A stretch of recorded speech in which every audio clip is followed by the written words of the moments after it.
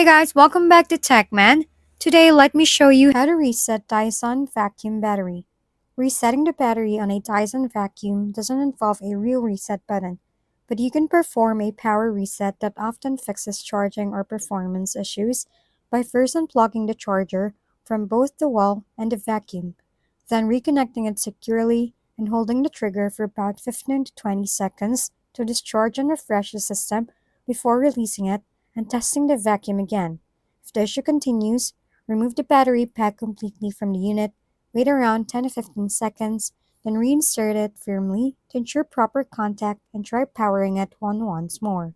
Another useful method is to fully drain the battery until it's empty and then charge it uninterrupted to 100% to help recalibrate power readings, especially if the battery percentage seem inaccurate or unstable.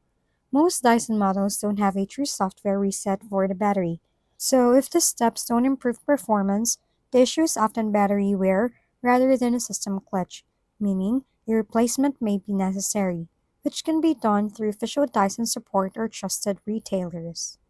If we've been helpful, kindly give us a thumbs up, and don't forget to hit the subscribe and bell button for more contents. For any questions and suggestions, comment down below.